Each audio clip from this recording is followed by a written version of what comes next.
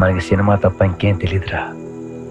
మనకి తెలిసింది ఒకటే, cinema cinema cinema.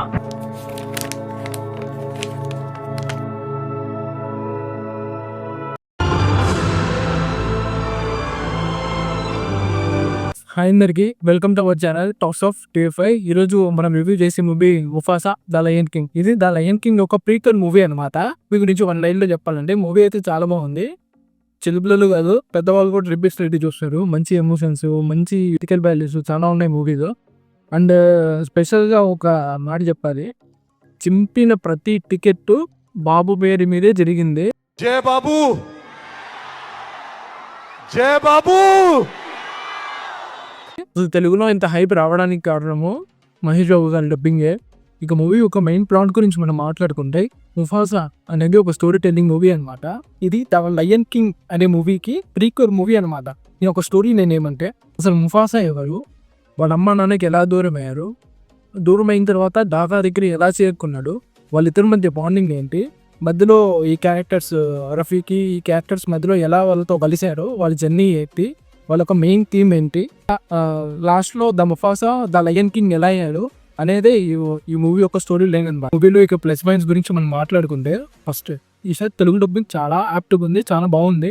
And Mahesh Babu as Mufasa, Satyadev గారు యాజ్ డాకా, ఇలా ఈ క్యారెక్టర్స్ యొక్క డబ్బింగ్ చాలా బాగుంది. అండ్ నాకు పర్సనల్గా బాగా నచ్చిన క్యారెక్టర్స్ ఏమంటే, ఆ పక్షి character Jaju and Rafiqui slang, వాళ్ళిద్దరి మధ్య పంచ్ డైలాగ్స్, రఫీకి అండ్ ఈ క్యారెక్టర్స్ మధ్య వచ్చే కొన్ని కామెడీ సీన్స్ చాలా బాగా వర్కౌట్ అయ్యి తెలుగు డబ్బింగ్లో అది చాలా బాగుంది.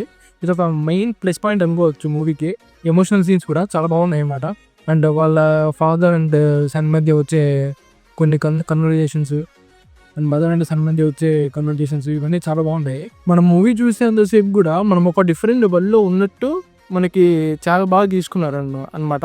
విఎఫ్ఎక్స్ అంత బాగా చూపించారు. ఎన్నికల పరంగా మనం మాట్లాడుకుంటే విఎఫ్ఎక్స్ అనేది ఈసారి చాలా బాగుంది.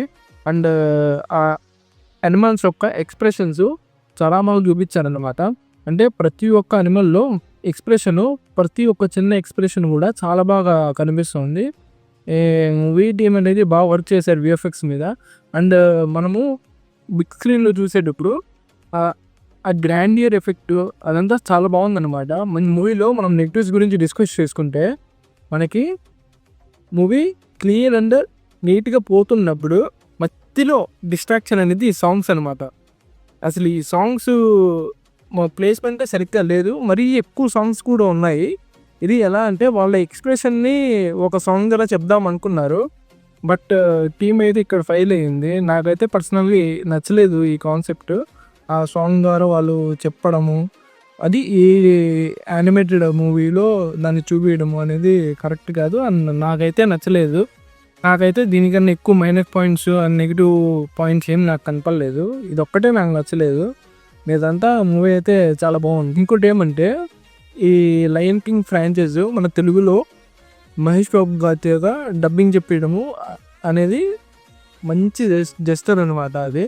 ఎందుకంటే కొన్ని సీన్స్ మహేష్ బాబు గారి డబ్బింగ్ వల్లే ఎలివేట్ అయ్యాయి. అంటే ఒక సీన్ వస్తుందన్నమాట క్లైమాక్స్లో.